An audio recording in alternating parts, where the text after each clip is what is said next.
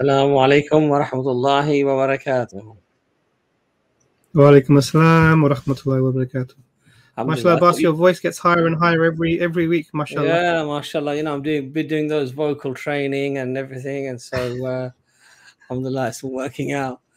So as we just went live, you were quite still, and I thought, oh my God, I think Imran is frozen. It's like I'm going to be on my own here. Subhanallah. All right, so brothers and sisters, this is episode 19 of The Perfect Storm. For those of you who've just tuned in, maybe for the first time and are unaware of what this particular stream is about, this stream is for non-Muslims to tell us what they believe and perhaps why they believe it. And they put their beliefs through the storm, and we sort of challenge their beliefs as to why they believe those things. So if you're Christian, Jew, atheist, because atheism is effectively affirming a belief as well. So you're more than welcome to come on, explain to us why you believe what you believe. As usual, I would say try to get on early onto the stream, because generally the streams get very popular, especially more so near the end, when we tend to have a lot of people backstage who'd like to come on. They generally send us a lot of comments. Please let me on now. I've been waiting for 2 hours or 3 hours, and we at times we're very sorry, but we can't get you on. So as I say, if you want to get on first or get on quickly, the link is in the description. You know, please, you know, as I say, click on that link and come on. A lot of comments being made about Abbas looking young. Not really. This is what hair color does. It tends to knock off a few years. So I don't feel any younger. So inshallah, hopefully, once my back gets better, then I might feel a bit younger as well. Imran, how are you doing, mashallah? And how are the things with COVID at the moment? Alhamdulillah, it's okay. Alhamdulillah, this Omicron is relatively mild compared to the other ones. So it's not we're not, even though the numbers are high in terms of people having it, we're not seeing a lot of hospitalization. So hopefully, inshallah, this will be something that we can get through. And I'm just looking for a return to normality. It's been exhausting. May Allah make it easy for everyone out there who's affected. I can imagine with all the winter cases of flu and cold and everything else, and then to deal with this as well. So as I said, guys, this stream is for non-Muslims. So we've already got Muslim people coming on. I believe they're Muslim anyway, on the backstage. So let me just ask if they are. Yeah, I think maybe ask if he is Muslim, because obviously, as I say, that it is important that we give a chance. Assalamu alaikum, Sadat. How are you doing, brother? You all right? Sorry, I think Sadat was just getting himself ready then, and we already put him on live. Assalamu alaikum. No, I'm good. I thought I was ready. Assalamu alaikum.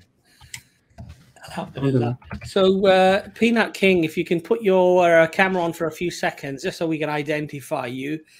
You don't have to have your camera on once you're on the stream, but we do need to identify people before they come on. So we'd be quite grateful. All right, lovely. So we'll get Peanut King on first. Peanut King. Could you just clarify because Brother Sadat has just arrived. I'm sure he's been on this before. Just to clarify what the aim of this particular stream is. I'm sure yes, of course. Sadat knows, but it would be useful as a reminder for everyone. Yeah. So Brother Sadat, this is generally Perfect Storm is for non-Muslims, for them to come on and tell us what they believe, why they believe it. And we put their beliefs through the storm, as it were. We question them as to why they believe certain things, and we ask them to sort of, I suppose, justify their beliefs evidentially, preferably. So that's really what we do here on this particular stream. So it has Brother Imran in the back. Is he? He's a Muslim. I would say Alhamdulillah he's a Muslim, but unfortunately for the stream, it's not useful to be a Muslim in the back chat. Yeah. So yeah. So we can't challenge you being Muslim, because that would be challenging ourselves, and that would be a definite red line. So yeah, you have to be non-Muslim to get onto the stream. So I think we have put the link out, but we will put the link out again. Sadat, it's very interesting. Today I was just watching a short video of Muhammad Hijab, and excuse me, and he was having a conversation with that preacher from Canada. Yeah. Maybe is it David Lynn that you're thinking David of? Lynn, yeah, Okay. David Lynn. Okay. And really embarrassing, I thought, for him, really, more than anything else, because he came all the way to Speaker's Corner and then did not engage in any discussion or debate with anybody, and then went outside of the park and said, hey, I'm not here to have an argument. I'm not here to have a discussion. I'm just here to preach the gospel. I'm just here to preach the word. And to me, it just seemed like real cowardice. And in fact, Hamza challenged him inside the park, and he said, look, why do you believe this? Why do you believe that? And he said, hey, I'm just looking at the moment, and I'm here, I'll be back, And Hamza said, look, definitely come back, because I'd like to have a discussion with you, because this is what the sort of tactics you do in Canada. He tends to put the microphone on when he's speaking, and when the other person is speaking, he takes his finger off the button, so the other person's arguments can't be heard, basically. And I just sort of think to myself, like, really? And the guy's supposed to be apparently quite educated and stuff. He's supposed to be quite educated in Christianity. And I find these sort of tactics really, really weird. And he mentioned you as well. Oh, that this guy Sadat, he's here from Canada as well. And I've had lots of discussions with him, and I've defeated him every time. And I thought, it's just comical, really. Why does he do stuff like that? It's embarrassing, really. Yeah. And you see, Abbas, the thing is, I try to be fair. So, I mean, like, just street debating and speaker's corner style ad hoc debating is not for everyone. It's not my strength. I like to prepare and have some kind of a moderated discussion or debate. It's not for everyone. But in his case, as you said, this pastor David Lynn, this is exactly what he does in Toronto on the street corner. Now he's all over the world. He's gotten big now. But he goes on street corners and he just challenges like lay Muslims who are not into this field. They're not into this kind of discussion. He challenges them with all kinds of questions and debates them. So that's why I was putting him on the spot. I wouldn't do that with just anyone. Yeah. But I was saying, David, like, back in Toronto, you're ready to debate all the time on the street. Well, now you're in the center of street debating, in not just Europe, but in the world. So why don't you engage now? The funny thing is also, he had a vlog shortly after that in which he said, I think this guy Sadat is following me, because this was coincidence that he happened to be visiting London and I happened to be visiting London. We were both at Speaker's Corner. But in my head, I'm thinking like, yeah, really, I have enough money and I care enough about you that I'm going to follow you around the world. Yeah, that's what's... I mean, yeah, absolutely crazy notion. But I do find that it's... What I find very bewildering is that, so for example, even Brother Ijaz will try to engage with the very best that Christianity has to offer, and they won't debate him. They cancel debates with him. Then they pretend that he was the one who cancelled, and then he actually ends up showing emails of the classic example was with what's the preacher that used to come to Speaker's Corner a lot, the Jay Smith, that's the one, Jay Smith, and he said to Jay Smith, look, we'll have a debate, and then Jay, clearly from the email it could look like he'd back down, right?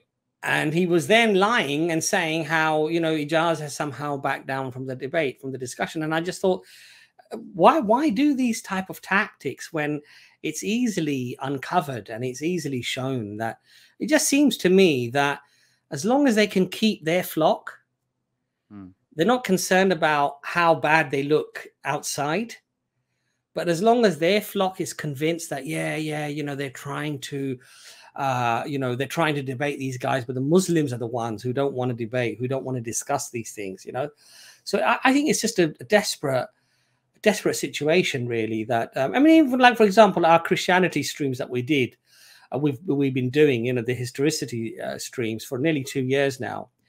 And, you know, we've had some of their top guys, you know, Samuel Green, who's well known in Christian polemics. You know, we have Jonathan McClatchy. Again, the guy's got a doctorate, very well versed in Christianity. They come on once and they say, oh, that's an interesting argument. Oh, that's interesting. And I'll have to come back to you with that. We never see them again. It's odd, isn't it, really, when you think about that? Yeah, exactly. I mean, just, I don't know, on all sides, we should try to be sincere, and we should be more invested in the truth than in our ego or about winning and things like that. I mean, in my Bible, I've got lots of notes. I've got printed notes. I mean, you can't actually see it, but I've got like printed notes, you know, that I've typed out and things. Believe me, Abbas, over the years, there's things I've crossed out. There's things I've just white out, you know, I've just liquid papered it out because someone has brought it to my attention that that's not a legitimate argument to make against Christianity or the Bible. So, I mean, I don't know. No one's perfect, but I try. I don't think to myself, well, it didn't work on this guy, but it might work on the next Christian who doesn't know anything about the Bible. He won't have the answer. So why don't I just try with it? No, if it's not a legitimate, valid argument, I've crossed it out. I've tried to modify. I've tried to improve. So, I mean, just, you know, we should all try to do that. Yeah. So we're probably going to have our first guest on very shortly, but I would also say to atheists as well, you know, come on the show, discuss why you believe what you believe. Why do you believe that the universe somehow came into existence from nothing, or that it doesn't have any prior causal effect to it? It'd be interesting to know, because ultimately that in itself would be a belief. Because if you believe that it has some prior, some prior cause to it, if you believe that it is contingent, then it requires an explanation. And the only logical conclusion an atheist can arrive at, once you exhaust all the possibilities, is this need for an uncaused first cause. It's a very logical argument. And what I want to know is why if you're atheist, why do you deny what is, to most people, I would say, a very rational, a very logical argument to have? Okay, so we've got our first guest on Old Man Polemics. Welcome to the stream. We can't hear you, so maybe you're muted. You might just need to unmute yourself on your microphone. Yeah, we can't hear you, so I think we can't unmute. Oh, here we go. I think we can hear you now. Sounded like someone doing one of those rap remix kind of things, old school rap remix. Either that, or possibly may have eaten too many beans before the stream. Okay, well, that might be the caliber of argumentation we're going to face. Okay, so look, we tend to generally start a little bit slow, because people tend to get warmed up to the idea that they can come onto the stream. We'll put the link out again.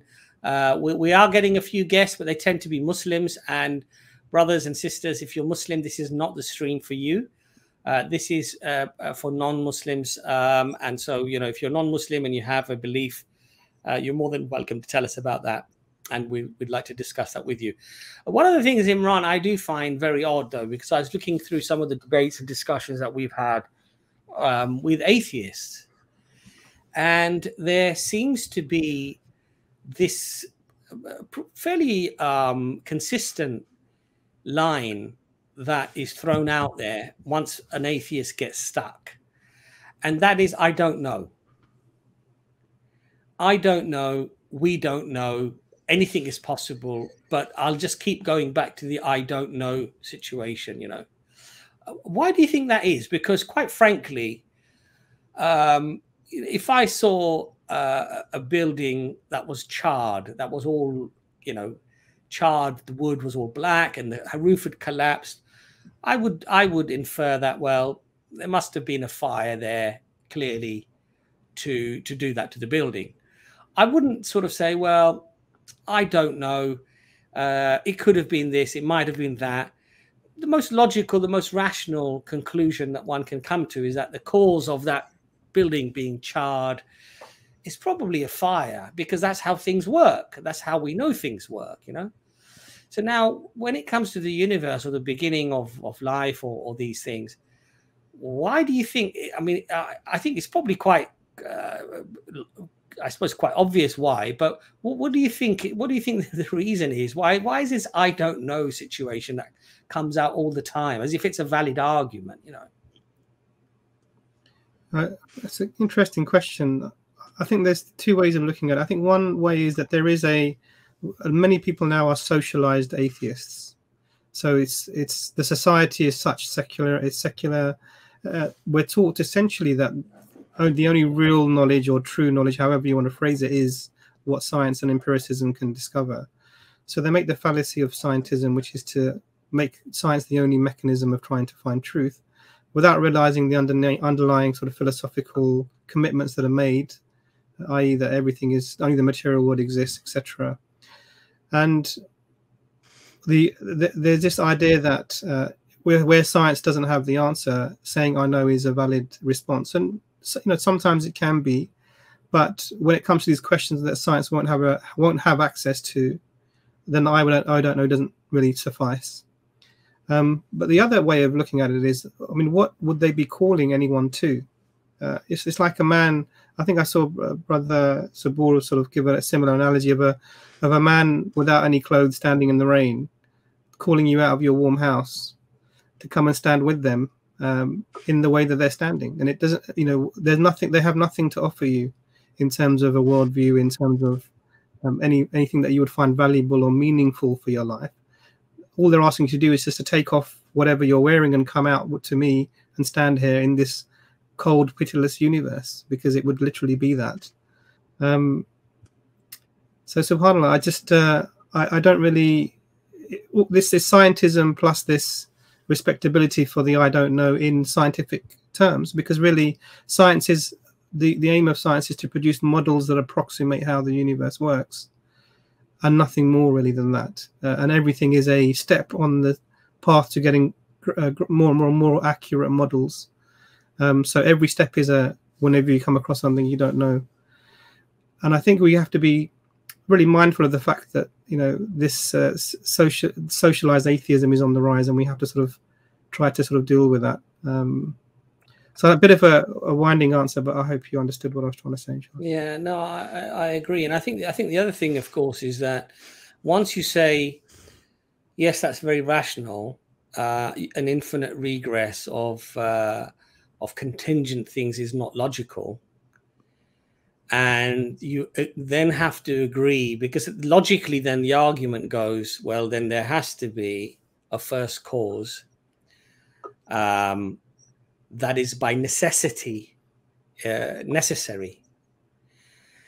And then you can discuss the properties of what this first cause must be. And then it starts to sound an awful lot like a creator, right?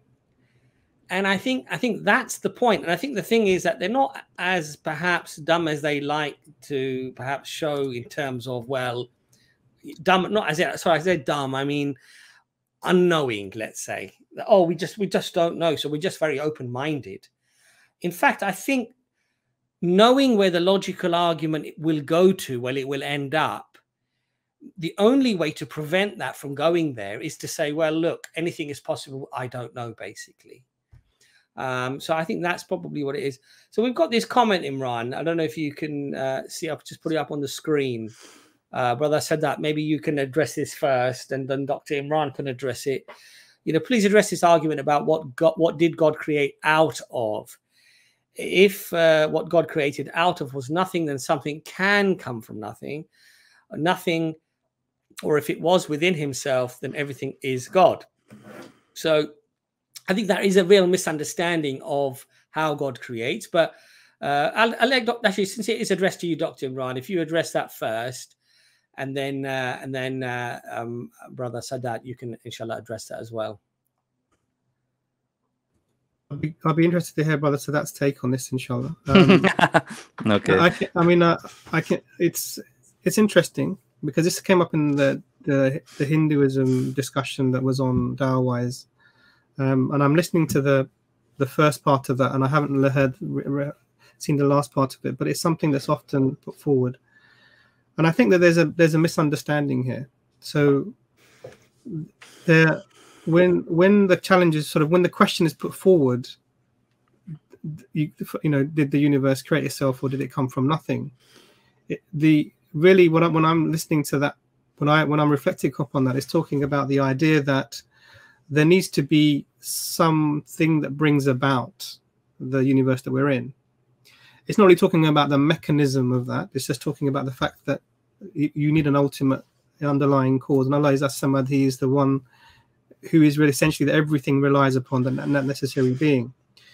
Now, this idea of, you know, that matter cannot be created from anything is it has to have something else that it comes from. It doesn't really make sense. I mean, within the universe, yes, matter and energy cannot be created or destroyed, but that's not something that applies outside of that. So Allah can create the universe, and the howness of it, we may not be aware of that. It could be just Allah using His power to bring about matter, however that may be, but we don't have access to that. But it's not from nothing, in the sense that Allah is the one who's bringing about the universe with His power. So that would be my take on it. And it's not the same as the question that the Quran puts forward: did this come from nothing? That meant that if there was no creator, if there was just a chain of material events, how would this have started? How would this have come about? And which is why the question, you know, did you create yourselves? Because it's talking about this chain. We cannot bring about ourselves. We need something to bring us about, or the universe about. So it's really kun fayakun. Allah says be, and it is, and that's really it. That power that brings about the creation. But brother Sadat, what are your views? I would like to be educated. Bismillah. I think I'm essentially saying the same thing that you're saying, Dr. Imran. One way that I would summarize this point is that God created something out of nothing. If that statement is correct, God created something out of nothing. Can I fully understand that? Can I explain that? Can I explain the mechanics of that, the logistics of that? No, I can't. In all honesty, like, otherwise I would be God, right? We would be God if we understood that. However, God created something out of nothing still makes more sense to me than nothing created something out of nothing. You see what I'm saying? God created something out of nothing makes more sense than nothing created something out of nothing. Or another way to put that is that something coming out of nothing with God as the agent makes more sense to me than something coming out of nothing with nothing as the agent. So sometimes you just have to weigh out which one makes more sense. Not that it makes perfect sense to our intellect, but which one makes more philosophical sense. Yeah, there was a really funny example that I think Brother Muhammad Hijab gave us. You know, if the universe was the bunny being pulled out of the hat, then we have the bunny being pulled out of the hat by nothing. And it's really what's more magical, the nothing pulling the bunny out of the hat, or something pulling the bunny out of the hat. So it's a wonderful analogy, brother. Jazakallah khair for that. I think also the one of the attributes of Allah subhanahu wa ta'ala, if I'm not mistaken, is and I don't remember the attribute, maybe one of you guys can Google it, which is that in Arabic, what that means is that it's not only a creator, but can create from, doesn't need materials to create from. The Arabic term means that that this entity, Allah subhanahu wa ta'ala, can simply will something into existence.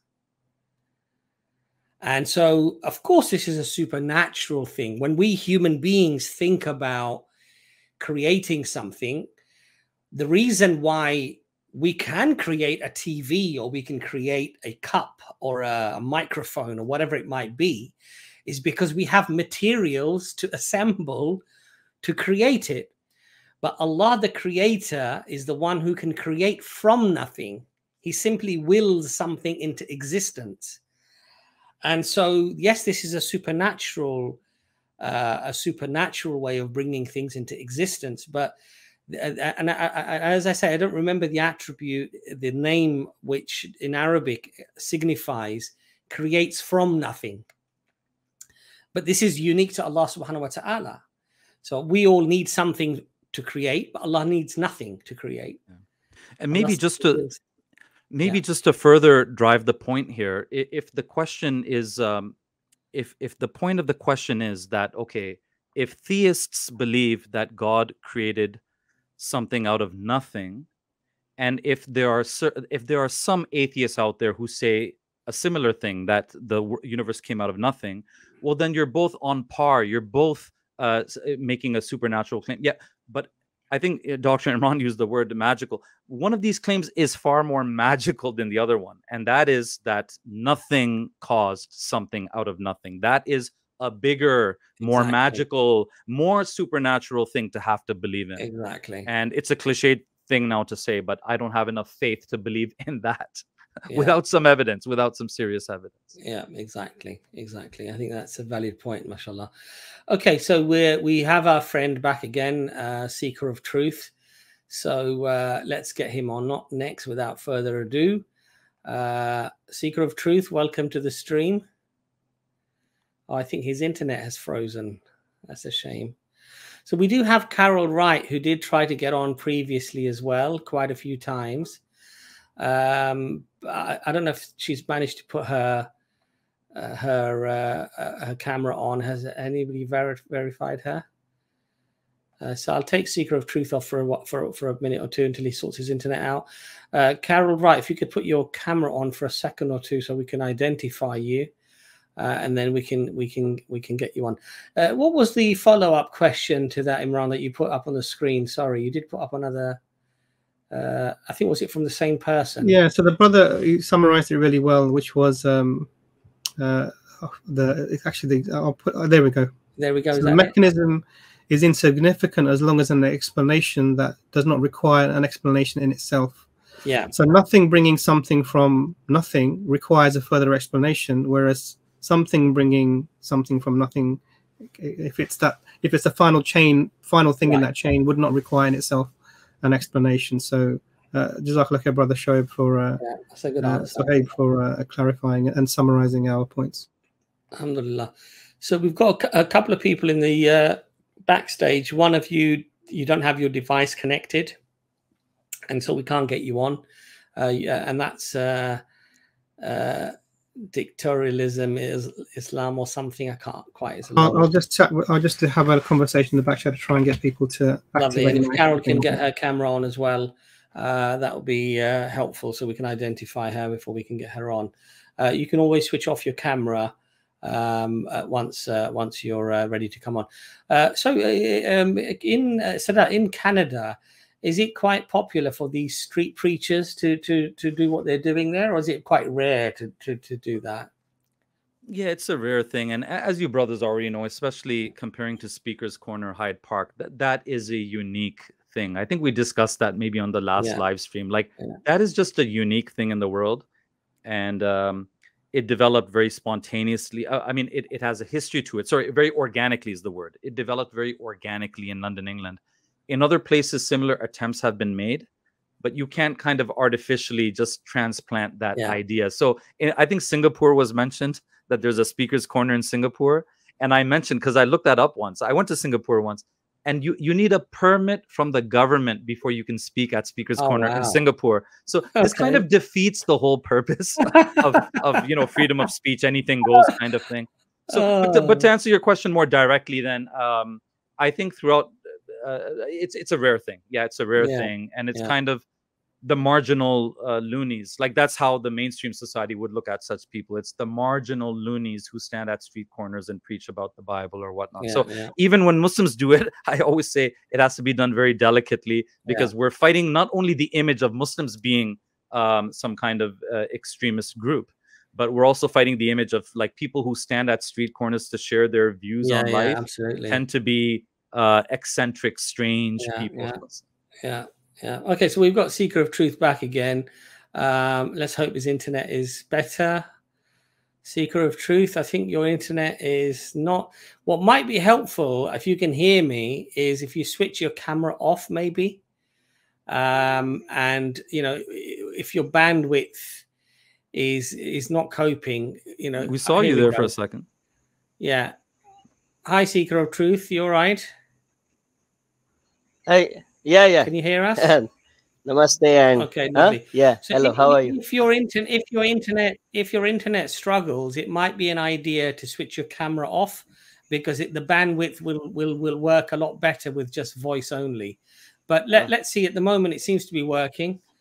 Yeah. So you got so how are you doing today, anyway?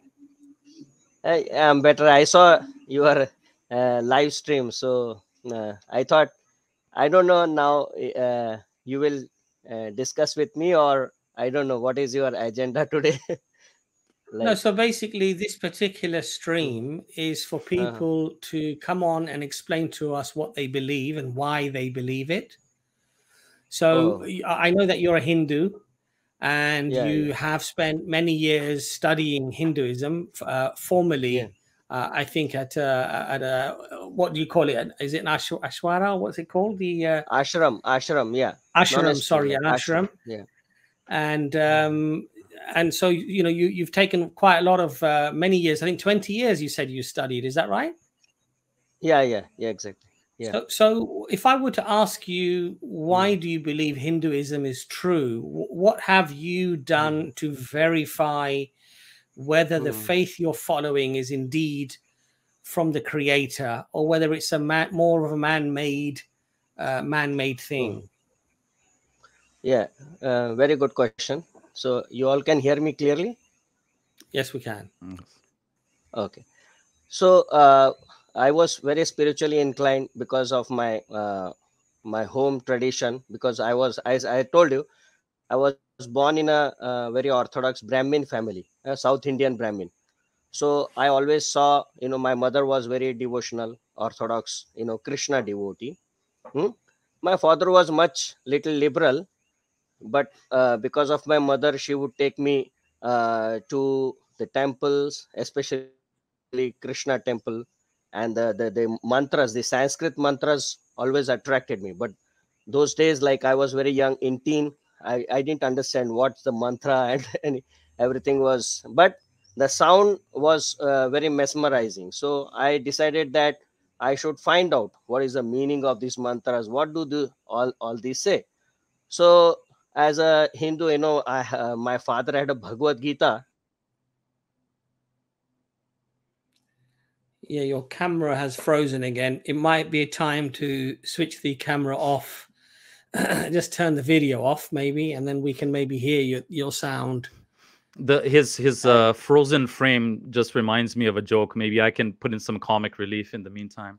I was reading this comic strip in the newspaper, and it was about how kids, and especially high school teenagers, are adapting to online learning. Yeah. So the comic strip had one of the teenagers, and every time the teacher would ask him the question, like, Mike, what's the answer to 9A? He'd say, well, according to me, and he'd just pretend to go frozen, and the teacher would say, okay, let's move on to Susan now. That's hilarious. That's hilarious. That's hilarious. I'm sure that Seeker of Truth is not doing that here. No. Seeker of Truth, sorry, we lost you for a second. As I say, if the internet is struggling, then do just switch the video off, and that way we can, So coming to the point, then I met some devotees of Krishna, especially you must be knowing the Hare Krishna devotees, right? Yeah. Yes. So they used, I saw them on the streets distributing Bhagavad Gita. So already, you know, like, I was struggling to learn Bhagavad Gita, and here they are saying they were distributing. So I went to them and said that, will you teach me Bhagavad Gita? So they said, yes, you can. So I used to stay that time in Pune, which is 3 hours drive from Mumbai. So they had a branch there. So then I started attending the classes, and then according to Bhagavad Gita, then I started understanding that there is one supreme God, which earlier I used to believe that there are many gods. That is what is Hinduism. We see Shiva and then Durga, Saraswati, Lakshmi, so many. Then they said, slowly after understanding Bhagavad Gita, and then also I didn't stop there. I also compared, like for example, I had, as I told you, that I had a lot of Muslim friends also. They would also, like in fact, when I shifted to Mumbai, uh, Zakir Naik, he used to stay, that time he had his office at Bhendi Bazaar. Hmm? So very nearby, my relative used to stay, and one of my friend, his name was Suel Sheikh. So we were he was my project partner, and so he was saying that you should also study Quran and see, because he was a very staunch believer of, he was born Muslim, and also very nicely following every 5 times he used to pray and all. And then I had some philosophical conversation also. Of course, Zakir Naik was a big man, so I was trying to talk to him, but he is a big man, so he didn't have time to talk to me. But there were many of his disciples or his followers. I used to talk to him. But then the point used to come that, like for example, I used to ask them that why there are people who are, somebody, God has made somebody rich, somebody poor, somebody a Muslim born in a Muslim family, somebody is in a, so we will see that I am born in a Hindu family. So but you say that okay, Quran is the truth, but naturally one who is born in a Muslim family will automatically have that culture, and automatically he will be more inclined. So but then they gave me answer that okay, God knows the best, we don't know the answer that why somebody is born. So this always kept me. Can you hear me? Yes. We can hear you, yes. Hello? Yeah. You guys have heard Okay, of have heard of Zakir Naik, right? Yeah. Hello? Yeah, we can hear you, brother. Yeah. Okay. So what I found was that then I studied, then the ISKCON or the Hare Krishna movement, you will see that the main personality there is Chaitanya Mahaprabhu. It is said that he appeared 500 years back. Okay. And the explanation of God, the who God can be, and all the arguments, debates, whatever, so I felt that the information about God, hmm, and that is Krishna, is a very logical, and I feel that the explanations given is very convincing. So that's why I feel that the ultimate is that we are part and parcel of Krishna, as Krishna says in Bhagavad Gita, Mama Evamshi Jiv Loke, and in ultimately end he says, surrender unto me, you will be free from all this cycle of birth and death, and you will go to the kingdom of God. And who is God here? Krishna, eternally there. So Sorry, brother, yeah. one second Yeah. before you continue, Okay. because what you're doing is you're giving us sort of really an explanation of what the story within Hinduism. What we really want to know is, why is it that you believe this? What led you to believe in any of these things? The explanation. So you were an Indian who was born in India, and people around you were Hindu. You were born into a Hindu family. Yeah. So why do you believe that Hinduism is true? Yeah. See, why do you believe that perspective is true? In Hinduism also, there are many sects. Like for example, you must have heard about Ram Krishna Mission. Chinmaya Mission is there. They are also very popular. Or so Osho, let's try and brother, let's Yeah. try and, because we want to try and get to some point hopefully here. So Yeah. why don't you start by telling us, what do you believe God is? What's your concept of God? And then we can start from that perspective and Okay. see how you arrived at that point, please. Yeah. Okay. So here we see that the great sages, we call it Madhvacharya. So all these great acharyas, the gurus, we call them. So they have presented their commentaries on Vedanta, Vedic scriptures, Puranas and all, and they have come to the conclusion that the Supreme Lord Krishna, he is a super soul and we are minute soul. He is infinite, he is unlimited. Sorry, where was this from, yeah. brother? Where did this conclusion come from? Yeah, from the Vedic scriptures. So where did the Vedic scriptures come from? Yeah, so the Vedic scriptures, first, what happened, the Vedic scriptures is an introduction of the cabinet. Like, for example, if you see Rig Veda, which is considered to be the oldest book, right? So there are around 300 sages which this was revealed. And so there are some very prominent names. I can't remember all 300 names, but there were also ladies, and there were male and female, both sages.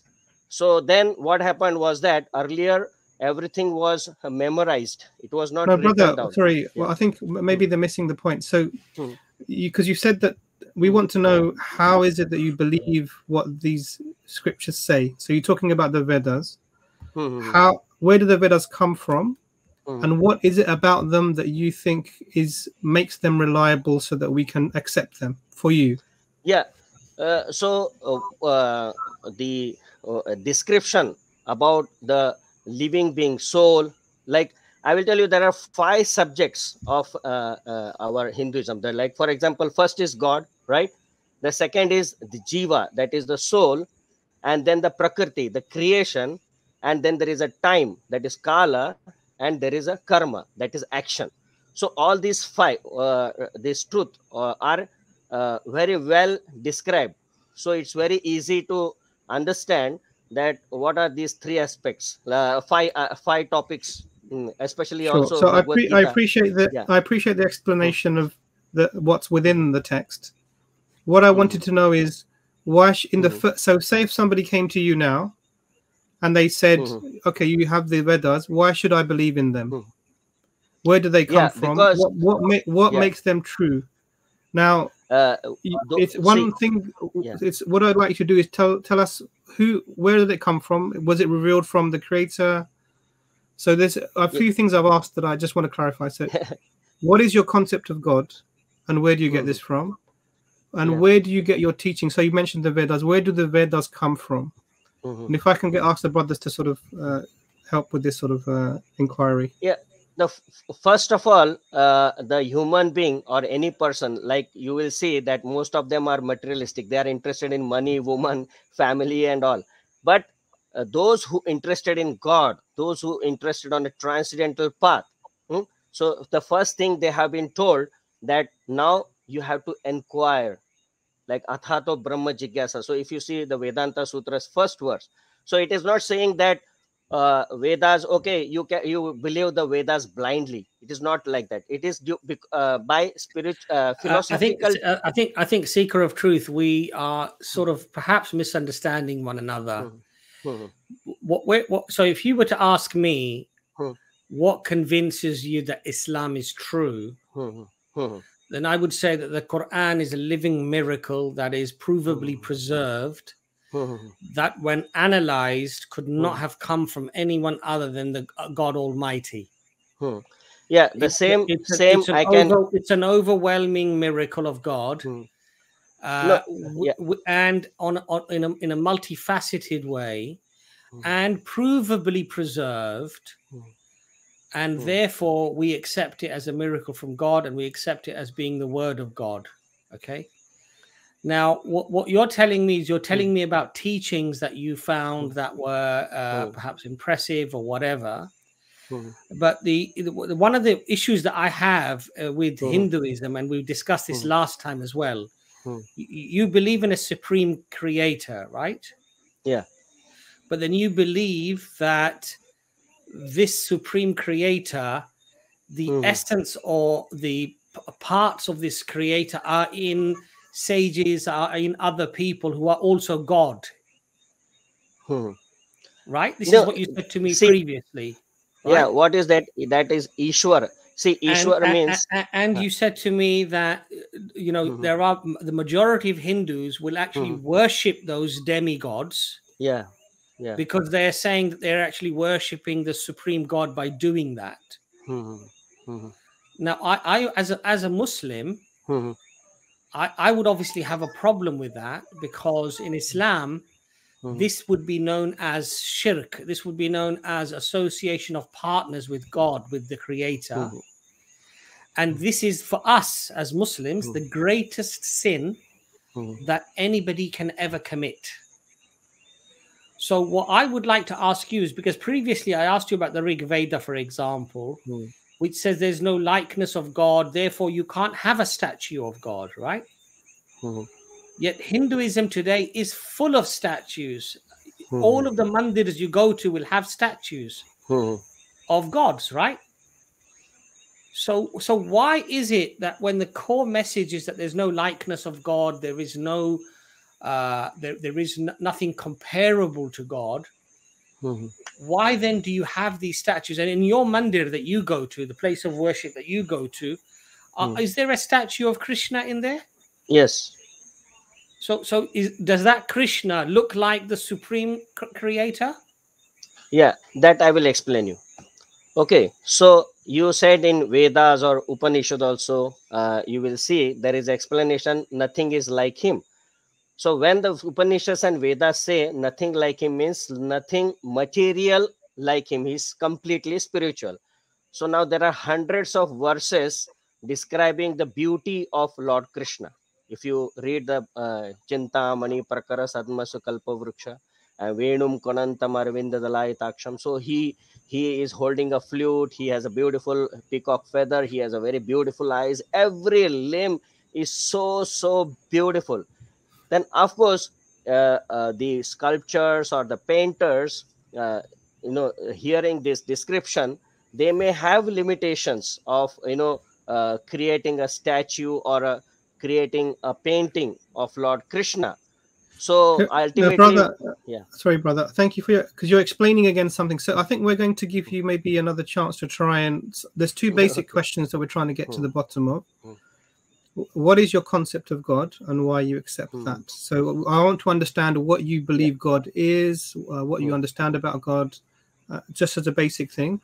And then where do you get this information from? So you mentioned the Vedas, and the Vedas, I want to know, why should somebody like me accept what the Vedas say? What is it about them that you can put down as this is evidence that this is from that being that you're talking about? What is it about them? Are they divinely revealed? Are they, so these are the two questions. So I'm going to give you an opportunity to try and answer those. I think if it's going to go in a circle, then we might move on, brother. As you said, that Vedas were revealed and they were carried on by the great gurus. We called it acharyas. So just like you say, it's a miracle, or it is preserved like that, right? Who was the first? Who received the Vedas? Who was the first person to receive the Vedas? Exactly. For example, now the first person is Brahma. He is the first living entity who this world he creates because he's a living entity. Sorry, brother, I'm just going to a bit confused. So isn't Brahma God, according to you? Yeah, but he is not full God. God means, what you say is that he has the power. The God has given him power. He is not God. So that's why you will see. The first question, so brother, the first question is, who is God? Krishna, the Supreme Lord. Krishnastu Bhagwan Sayam. That is what is mentioned in all the scriptures. That who gave the? Are you? I'm just trying to understand you. Are you saying that the Vedas were given to Brahma by Krishna? Is that what you're saying? Yeah, exactly. So that's why my school of thought is called as Brahma Madhva Gaudiya Sampradaya. Brahma means the Brahma is the first who received this knowledge, and then it was passed down through disciplic succession. And very prominent acharya is Madhvacharya. Like in India, there are 5 very important schools of thought. Ramanujacharya. So when were the Vedas revealed, brother? It is eternally existing. That is existing. But when this universe was created, at the same time, it was revealed to Brahma. And like in Bhagavad Gita also, Krishna says that imam vivashvate yogam proktavanavayam vivashvanamanavapro. I give this knowledge, but evam parampara prapt. So what happens is that as the time goes, the knowledge get or people become irreligious. They don't follow the right path. So he comes again and again to re-establish the religious duties. Just so I understand, so the Veda. So before I talk about the Vedas, you said Brahma is God, yeah? No, Krishna is God. You said yes. Yeah. So Krishna, what is it? What is about Krishna that makes Krishna God? What qualities does he have that make him God? Yeah. What is it that you understand about God? Very beautiful question. Very beautiful question. So according to one of the great sages, he was a father of Vyasdev. He says that Aishwaryasya Samagrasya. There is a verse. I will not waste time in quoting the verses, but I will tell there are 6 opulence that makes somebody God. Okay, what are these 6 opulence? Aishwarya means he is the owner of all the wealth of this. Anything you see, spiritual, material, everything he created it. So that is called as Aishwarya. Veer means all the strength he should have. That personality should have all the strength of the world. Nobody should be there who has more than him or equal to him. No, he should be the source of all strength. Veer, Yasha means he should have all the fame. He is the most famous personality. All the fame. Then beauty. He is the most beautiful person. And then Jnana. He is the most all knowledgeable person. And then Vairagya.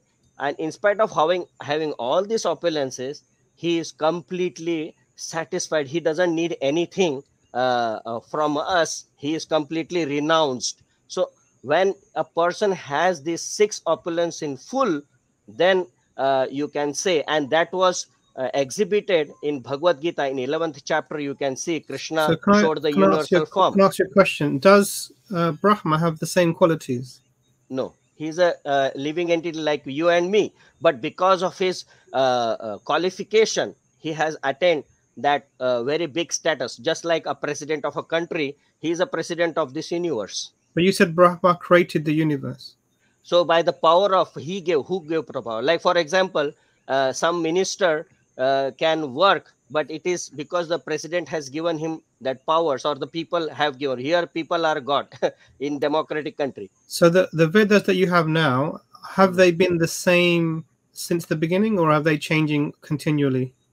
No, they are the same as they are recited. If you see Rig Veda, Yajurveda, Samveda, but when they were written, because in Kali Yuga, it is this age is of degraded age. So we need laptops and big GBs or books. So Vyasdev, when he realized that we are entering in a degraded age, people will not remember. Then he started writing the Vedas, and then Upanishads, then Puranas, Itihasas, whatever he has, whatever historical records, and then that was then continued through the disciplic succession. So why do you believe that this? Why do you believe that this is from God? What is it about the Vedas that makes you believe it's from God? Because those who I saw the life of the great sages, they have sacrificed their life for the purpose of God. They had no other. They were completely free from all vices like lust, anger, pride, greed, religion. They were completely absorbed. So a person whose life is completely dedicated to God, and whatever he says, I analyze it.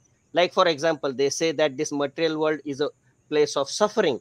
So yes, it is a place of suffering. Yeah. Sorry, 1 second, brother. The thing is that what you're saying is that because the person was a certain type of way, we believe what he said.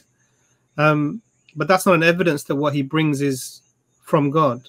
Yeah, So, for example, there are many Christians who I'm sure have dedicated their lives to doing wondrous things and have been selfless and, great people and done great good in the world.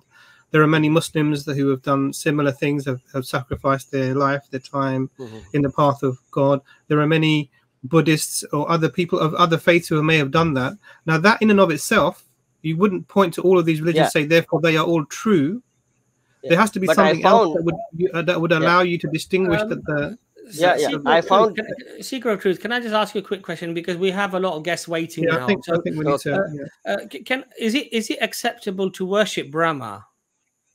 No, because you will never find only one or two just to give him some respect, but you will not find Brahma temple anywhere in India. Okay. Just there are one is at when Pushkar. when you have statues of Kali Ma and you have statues of all of the other gods, and that those are worshipped, do you think that's actually wrong? Yeah, that's wrong. Krishna himself says that so because of the desire, now there are, as I said, that there are three modes of material nature. That some, like I said, that you like pious people, you believe in one God, you want to live a pure life. But there are some people who are so degraded.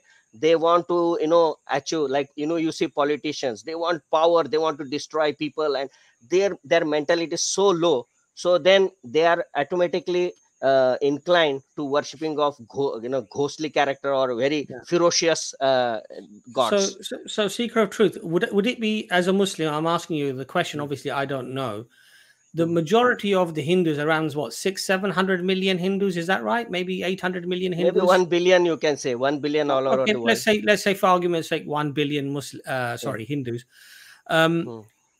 Do the majority of them go to these temples, and do they worship these multiple gods, or do you think this is just a minority? Yeah, I can say most of them are materialistic, just like any other in religion. your eyes, are they then sinning, because obviously they're going against the very core teachings of Hinduism, which is to worship the one and only God, right? Yeah, the thing is that suppose somebody is worshipping God, that is his faith. But if he is not causing any harm to other living beings, but there are, what happens that sometimes they kill buffalo and sacrifice animals, and sometimes they may kill even a human being there, and so any harm done to other living being is sin. And any I think brother Seeker of Truth, I think we're going to really wrap this up. I just want to, you said something, you said there were no temples to Brahma. Yeah, there is a temple to Brahma in Pushkar. Yeah, I told you, in Pushkar there are two temples in India. So one is in Pushkar, Rajasthan, okay, and one very small temple in Barsana in Vrindavan, but nobody takes. So there are people. There are people that worship. There are people that they're worship worshipping somebody in a higher position, maybe a living entity. But if they read Bhagavad Gita, they will have to come to Krishna. Sure. So are you saying most people are not following? No, they are materialistic. They are not interested in spiritual so life. These they 1 are billion they people want money who and are, of these 1 comforts. billion people. Sorry, of these 1 billion people who are Hindus, the vast majority of them are worshipping other than Krishna. They're worshipping Vishnu or Kali Ma, whoever that may be. They're worshipping all of these other semi-deities or demigods. Because instead of worshipping Krishna. So you would say that they are not following the teachings of the religion. Yeah, exactly. They are more materialistic people. They want more comforts of life, beautiful wife, they want beautiful house, they want beautiful cars. So they are more interested in material things than the renunciation, good qualities, worship. That. Okay, so what I would say, Secret Truth, it's been interesting talking to you. I don't know how much headway we've made, but maybe we can come. One more. I would like to answer Imran's one question, that how you will follow. So he said Christianity also, there are very those people who sacrificed, and then Buddhism, but then there are two types of accepting the thing, concept. One is by philosophical deliberation, one by sentimentalism. So what happens is that many times people fall prey to sentimentalism. Like you will say the Christianity, they will say, Christ went on the cross, died for you. So sentimentally, people, okay, so there is some benefit given, like, okay, you will get heavenly damsels, heaven and all. So they are sentimentally accepting So how God do you because they are so how do you come to your belief rather than talking about other things by that we philosophical deliberation, and this Okay. is continuing process. More you get convinced, that is from the small So, faith. so Seeker of Truth, I would say philosophically, it does not make sense for there to be multiple beings with power to create and to No, as I said, have a no, one point I will brother. make. Let me just make a point. So that it doesn't make sense to be philosophically for there to be multiple gods with the ability to create and have power I and do didn't these say there things are. and have a universe which is No, I didn't. uniform I and said that well there are ordered. multiple gods. I said there is only one God. So what is No, but the you've thing also, is that brother. So you've also said that Brahma has the power to create. You've also said these other gods have powers as well. Yes. Like for example, our Abbas or you, who is channel, you are controller of this channel, isn't it? You will allow people to enter and you will give power. So in universe also, like in any country, you will see Yeah, not so this a is where single this space. is where we would say that does not. So I would say last thing and then we will finish. So now for example, truth is permanent. So what I believe is that the truth is multifaceted. It is not monogeneous, like but where there are some in Hindu philosophy also, they say everything is Brahman, or you may say that okay, Allah is there, but that multifacetedness of the Allah may not be, but I, like for example, a person on the shore may think that the ocean is only water, but then one who has dive inside, so he will so see brother, the variety. This is the thing. I understand what you seem to give a lot of very wonderful sort of anecdotes, but we don't really seem to get to the point, my brother. So God would be an ultimate being who there is nothing to compare with God, and we don't believe that God would be giving other beings power, because he would be able to do whatever is required to be done as an individual, and we see this in a universe which is well balanced, which does not have any issues with it. So, they want the position, so God is giving them, okay, you do it, because God is so merciful. So he just fulfills according to your desire, but then you have to deserve also. If you deserve, you will get that position. Okay, brother, thank you very much for coming. We wish you all the best. Okay. We'll speak to you soon. Bye-bye. Did you want to make a comment at all, Sadat? I don't know. Well, I mean, what I hear, and he might think this is an unfair assessment, but not just Hinduism, but many other religions as well too, and to some extent Christianity as well too. What I hear is God is one, but God is one, but okay, God is one. However, okay, there's many avatars, there's many demigods, there's only one God, but you can become a God. There's one God, but God has a son. There's one. So Islam, what I love about Islam is God is one, period. No ifs, no buts. Let's move on. This is simple and this is clear. That's what I want to say. The other thing is also, when he came, I don't know, while I was gone, did he bring up reincarnation again? Because he brought that up when he first came in. This was not a point. I just wanted to just quickly also say, brother, so that the comments as well. Be respectful, be kind. We want to hear about what other people believe. Just because we don't believe what they believe, or we might be confused to hear certain concepts of belief, doesn't mean that we should be disrespectful to people, or that we should just close them down or not want to hear what they have to say.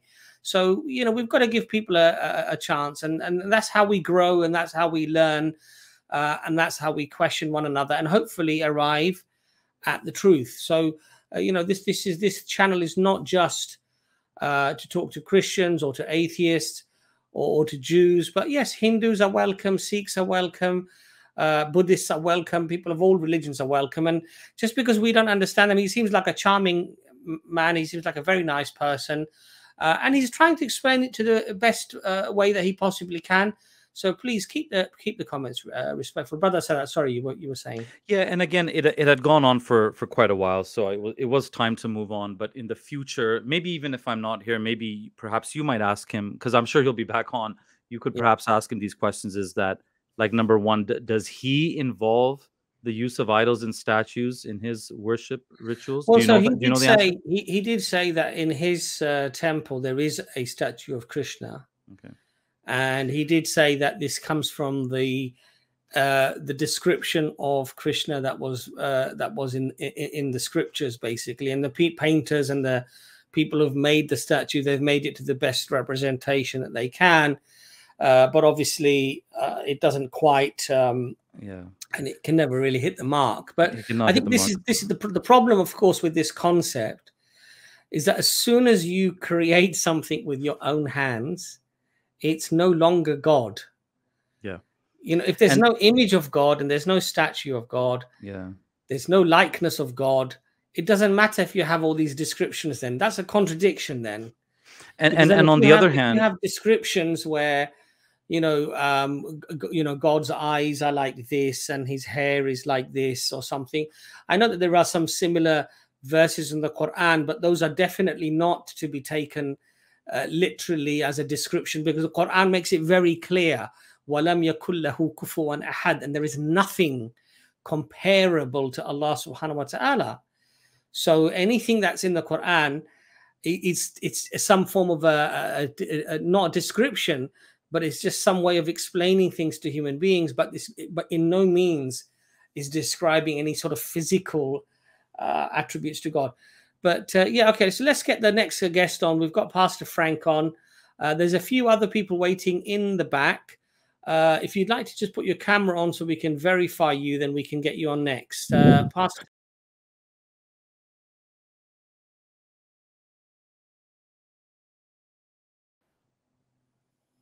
All right, okay. So what are we going to have to do now? That was a bit obscene, wasn't it? Right. Okay. So if anybody else would like to come on, if you can verify yourself, then we can get you on. Subhanallah. This is the sort of thing that we have to now. This is the sort of thing that we have to now put up with, unfortunately, is people who are despicable. So we're going to shut the stream down. We'll probably restart in a second, but we need to we're going to shut the stream down, edit that part out, and then we're going to restart the stream. Okay.